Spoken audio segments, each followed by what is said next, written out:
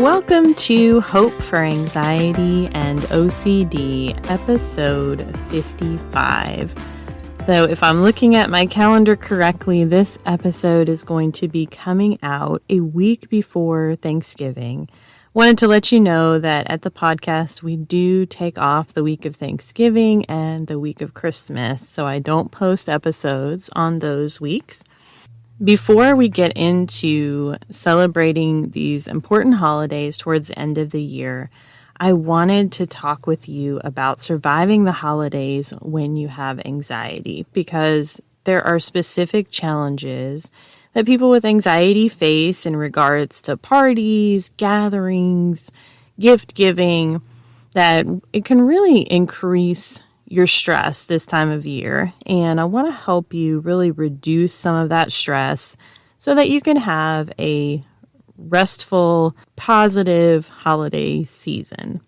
If you would consider yourself an introvert and you haven't listened to episode 19, Thriving as an Introvert in an Extrovert World, I would encourage you to go back and listen to that episode, because we specifically talk in there, Holly Girth and myself talk about surviving big gatherings and parties as an introvert. And that's the first thing I wanted to talk with you about is when you have anxiety, sometimes these large gatherings, even if there are family gatherings, there may be extended family that you don't see very often, or you may be gathering with, say, like your husband's coworkers, and you don't know them, obviously, because you don't work with them every day. Sometimes those types of environments can be a little bit more anxiety provoking. Definitely go back and listen to that episode if you haven't. Some of the tips we talked about in there were take an extrovert with you to the party. Get there in the beginning, because then you can kind of slowly acclimate yourself to the environment and see people come in versus coming into an already overwhelming situation. Knowing your limits and knowing when it's time to go is important. And if you're with a friend, spouse, or you rode with somebody, definitely knowing how to communicate to that other person that you would like to leave is important. Sometimes you may have a code word or phrase that you want to use with your spouse. Like, hey, don't we need to get by such and such store before it closes? Oh, we really got to get home and let the dog out. I'm sure that you can come up with something where you and your spouse will be on the same page and kind of be in line with each other. Like, yeah, we're ready to go. I find when I go to large gatherings, sometimes just taking a moment to sit down, maybe away from where the big crowd of people is, that really seems to help me in particular. So that may be something that helps you. Just standing requires a little bit more energy. I know that sounds silly in itself, but you may just need to kind of take a miniature time out from all the activity. You could go to the bathroom. You could step outside if there's a, indoor-outdoor element to this gathering. My overall point is that it's good to have a plan going into some of these social interactions to help make them less overwhelming for you. You may not want to plan too much before the gathering so that you have time to rest and relax a little bit versus rushing from this thing to that thing to that thing. If you're traveling for the holidays, one of the things that I have found the most helpful whenever I take a trip, and I understand you can't always do this, but if you're a highly sensitive person, introvert, person with anxiety, it's helpful to have a half a day to a day before your trip, and then definitely a day when you get back before you have to jump into your work or school routine. A lot of times it's like we're out the office door and then we've got to go straight to catch the plane and then get back in the Sunday night before, got to go back to work on Monday. That's highly stressful. Try to give yourself a buffer on the edges of your trips to be able to get things in order. There's always these last minute things that we end up having to do before a trip or after a trip. We have laundry and different things that we have to do. Give yourself a little bit of a buffer of time if you can. If you're going to reduce your stress around Thanksgiving and Christmas, you want to prioritize the gatherings and parties that are most important for you to attend. I know there are some people with step-family situations, and maybe there's step-parents on both sides of the family, and they're ending up going to 3 and 4 Thanksgiving gatherings. That's just a lot. That's a lot to deal with. It's a lot to bring food for. And that can be too much for your system. And so some people would say, well, but we just have to. The family is expecting us and we have to be there. And I would really argue that and say, you can see your family any day of the year a lot of times. Unless you're traveling and they're out of town, then that's not necessarily the case, obviously. We have family that's in Florida, so we can't see them any day. But if it's a situation where maybe you can plan to have more quality time with those family members around a different date, or where it doesn't have to be holiday related, so that you're not rushing from, okay, well, we've got mom's Thanksgiving that's from noon to 3, and then we've got dad's Thanksgiving, which is from 4 to 6, and we have to drive in between, pick up a pumpkin pie on the way over there. All of that just can be very stressful for you. Let's talk for a moment about challenging family relationships. I'm not going to assume that you get along well with everyone in your family, and so some of those relationships may cause you stress. It's important to know just internally within yourself how much of certain people that you can handle. And what I mean by that is that if you know you can only handle a day or 2 at a time around a certain person, don't plan to spend 5 days with them. That's just a recipe for disaster. Oftentimes, it goes back to we do things out of obligation or we feel bad, but you have to know within yourself what you're capable of. It's important to be gracious towards other people as much as possible. And we have to love everyone, but I understand that there are going to be people that rub you the wrong way. And you may not like all of your family members or your in-laws or other people that you're interacting with in gatherings. It's okay. Understanding that you're an adult and you have a choice. You can decide that this Thanksgiving or this Christmas that you want to run off to Bora Bora, just you and your best friend or you and your spouse. And you do not have to go and do all the things that you normally go and do. I worked with a client on this one year, and it was incredibly freeing for her. She didn't believe me at first that she could say no to some of the family gatherings, but then decided to go away for the holiday instead and see her family at different times where she could really invest more time in those relationships, have more quality depth time versus just, seeing this family member for a few minutes and that one for a few minutes while they're running off to do something else. Letting go of the have-tos is important. So many times we convince ourselves that we just have to do things that we don't have to do. I remember there was one time that they had moved a holiday event I was planning on going to with the foster children. I think it was a Thanksgiving event, and we completely missed it. I did not go, and I wanted to go. However, what I realized was that it wasn't the end of the world that I missed that event. Yes, I was a little disappointed, and yes, there were some people that I was wanting to see and would enjoy their company. But at the end of the day, the world did not crash down because I missed one holiday event. It was okay. Don't be afraid to say no if you know that what someone is asking you to do is going to be too much for you. We all have different limitations at different times in our life. And sometimes we're going through things and we can only do so much. And it's okay. It's really okay to acknowledge that to ourselves. It's okay to communicate that to other people as well. No is a complete sentence. That's something that I tell my clients regularly when they're having trouble saying no. You don't have to give a lengthy explanation. You can just say no or no thank you. So when you're prioritizing your gatherings and parties, it's very easy to get overloaded on these. I talked about the stepfamily situation, but there's also just situations where you may have a Christmas party for your work, Christmas party for your spouse's work. The church is throwing a big Christmas production over here. And then, your kid's school has a function over there. You really just need to put everything on the calendar and evaluate it and say, okay, are we really able to give our time and energy to these things?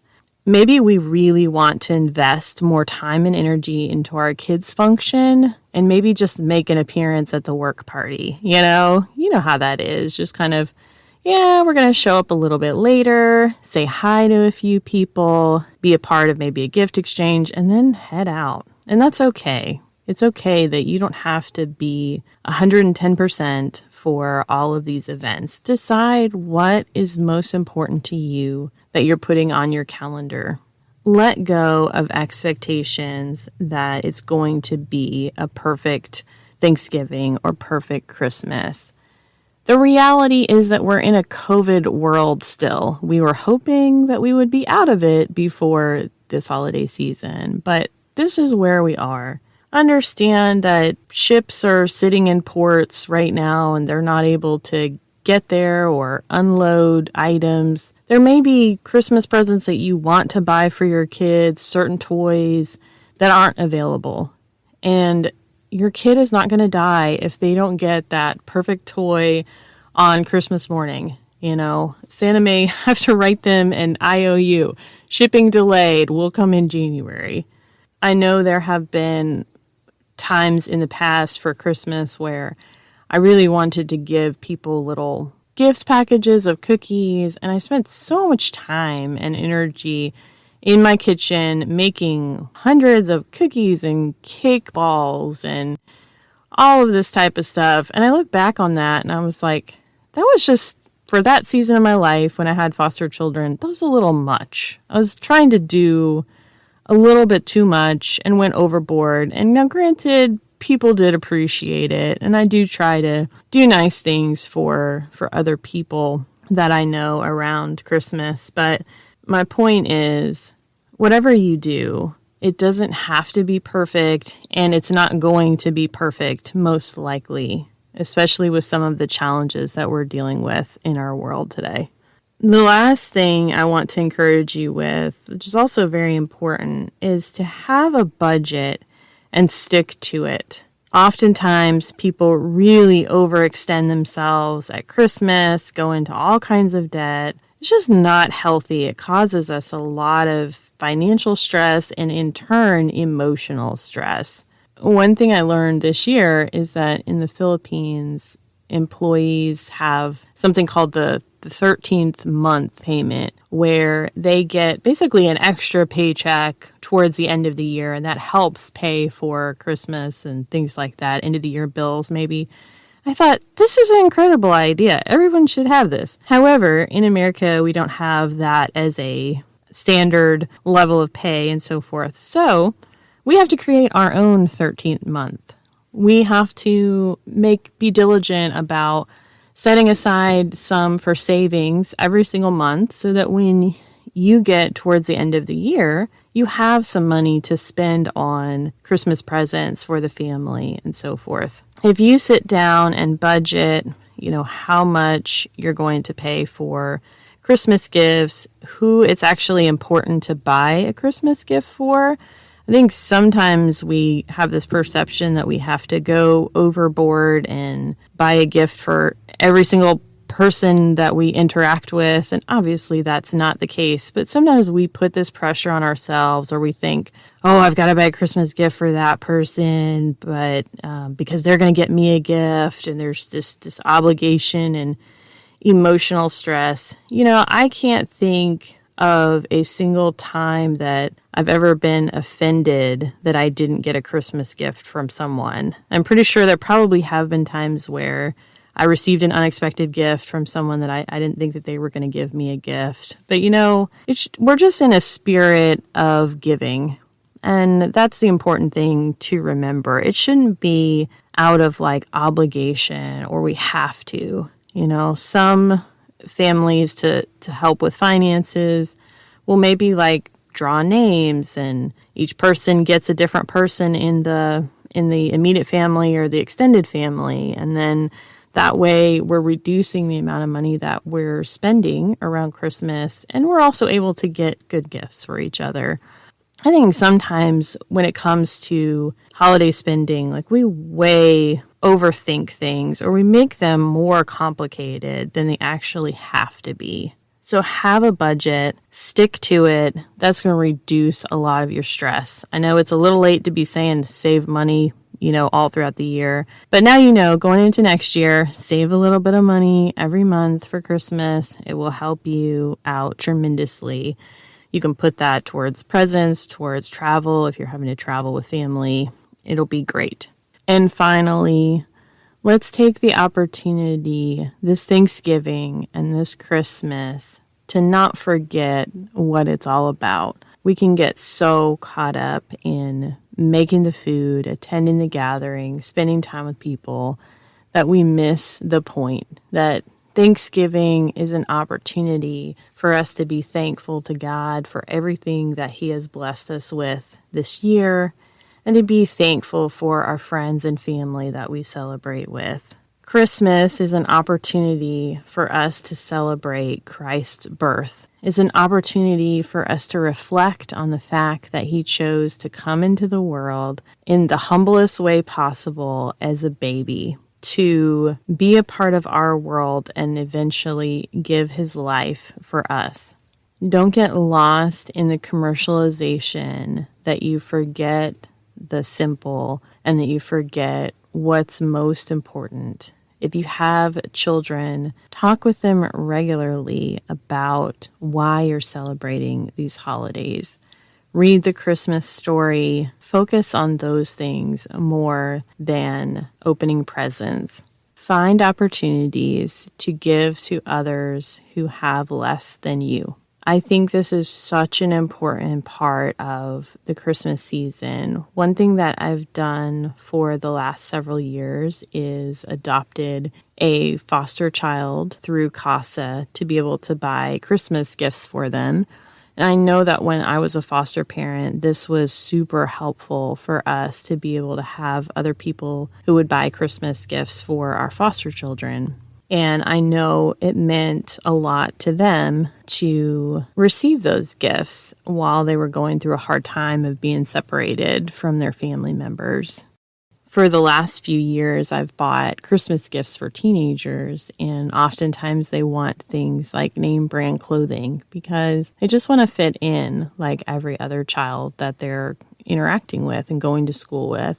And sometimes they want really simple things like hair ties. You may be in a really difficult situation this Christmas and may not feel like you have a whole lot to give. But I'm sure that even in those situations, there's something small that you can do for someone else, even if it's just take them a meal or bake them some cookies, just to let them know that you care and that you love them. Christmas is about love, joy, giving to others. Let's not lose celebrating our Savior's birth. Let's not lose our focus in the midst of all the activity.